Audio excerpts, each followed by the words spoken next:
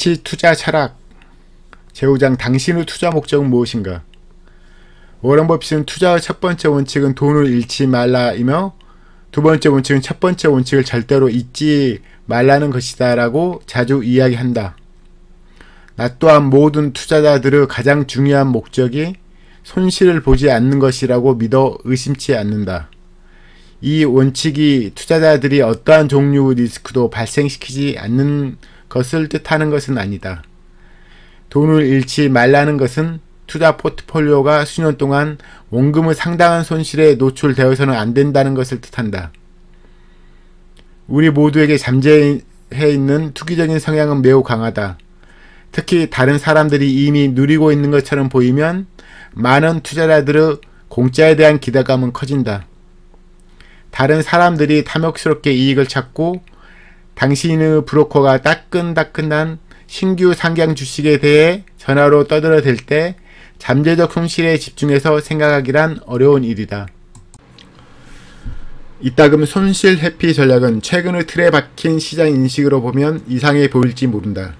오늘날 많은 이들이 위험이 주식을 보유하는 데서 생기는 것이 아니라 가지고 있지 않은 데서 더 크다고 생각하는 듯하다. 이런 생각의 연장선에 있는 것이 주식이 과거에 그랬던 것처럼 장기적으로 채권이나 현금보다 좋은 성과를 낼 것이라는 점이다. 인덱스 투자가 이런 관점을 입증하는 증거다. 많은 기관 투자자들이 항상 주식을 가득 담고 있는 경향이 있다는 것이 또 다른 증거다. 이 개념에 진실한 요소가 하나 있기는 하다. 주식은 장기에 걸쳐 채권과 현금보다 좋은 수익률을 올려왔다. 현금 흐름과 만기가 없기 때문에 주식은 태생적으로 채권보다 더 위험하다고 여겨졌고 기업 재무 구조에서 후순위로 여겨졌다. 하지만 특정 투자 대상의 실질적인 위험은 과거의 데이터로부터 결정되는 것은 아니다. 이에 대한 더 깊이 있는 논의는 7장으로 넘길 것이지만 실제 위험은 지불한 가격에 좌우된다. 자본구조상 지분으로부터 발생되는 손실의 위험은 더 높은 가격을 지불함으로써 심화된다. 또 다른 일반적인 믿음은 위험 회피가 투자 성공과 양립할 수 없다는 것이다. 이 관점은 높은 수익은 높은 위험을 수반해야만 얻을 수 있을 뿐 아니라 장기적인 투자 성공은 위험 회피보다는 위험을 찾고 그것을 떠안아야만 가능하다고 본다. 반대로 왜 나는 위험 회피가 투자에 있어 가장 중요한 유일한 요소라고 믿는 것일까? 당신에게 $1000가 있다면 2배가 되거나 전부 잃는 동전 던지기 한 판에 돈을 걸겠는가? 아마도 그러지 않을 것이다. 당신은 모든 재산을 그 같은 도박에 거는 위험을 감수하겠는가? 물론 아닐 것이다. 엄청난 금액의 손실이 생활 수준을 훼손시키는 것에 비해 상환하는 이익이 똑같게 생활 수준을 높여주지 않을 것이기 때문에 베팅할 사람은 많지 않을 것이다. 당신이 위험 회피적인 대다수 투자자들 중 한 사람이라면 손실 회피 전략이 당신의 투자 철학의 초석이 되어야만 한다. 탐욕적이고 단기적인 관점의 투자자들은 손실 회피에 따른 확고한 수학적인 이유를 놓쳐버릴 것이다. 복리의 효과는 완만한 수익이더라도 수년에 걸쳐서는 확실하게 나타난다. 그렇지 않다면 누구도 믿을 수 없는 터무니없는 말이다. 상대적으로 적은 수익률일지라도 인내심은 당신의 순자산의 복리에 있어 가장 중요한 위치를 차지한다. 복리의 중요성으로부터 얻는 필연적 결론은 수년간의 투자 성공의 주요한 효과도 단 한 번의 큰 손실로 인해 한꺼번에 완전히 파괴되어 버릴 수 있고 이를 회복하는 것은 매우 어렵다는 점이다. 즉 투자자에게는 원금 손실의 상당한 위험을 무릅쓰고 변동성이 크거나 때때로 투기적인 이익을 얻는 것보다 하락 위험이 제한된 상태에서 지속적으로 괜찮은 수익률을 얻는 것이 더 낫다. 다시 언급하는 이 책의 테마 중 하나가 미래는 예측 불가능하다는 것이다. 경제가 얼마나 빨리 좋아질지 나빠질지, 인플레이션율이 얼마일지, 이자율과 주가가 오를지 내릴지 아무도 알 수 없다. 지속적으로 손실 회피를 꾀하는 투자자들은 어떤 환경에서도 살아남아 번영할 수 있도록 포지션을 취해야만 한다. 불행이 당신을 찾아올 수 있으며 실수도 하게 될 것이다. 우리는 한 세계에 한두 번 경제적 침체나 금융시장 패닉이 나타나거나 미국 경제의 초인플레이션이 절대 없을 것이라고 생각하지만 신중하고 현명한 투자자는 금융 재앙이 일어날 수 있다는 인식하에서 자신의 포트폴리오를 관리해야 한다.